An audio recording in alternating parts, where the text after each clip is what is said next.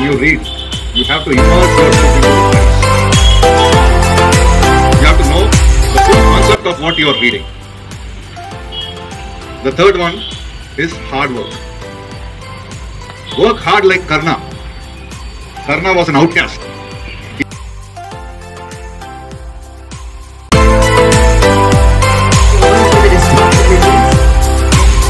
Have a happy schooling here, and the teachers are there to guide you. Any doubts, anything you want, you can approach your class teachers. They're very kind to you and they'll guide you in all the ways.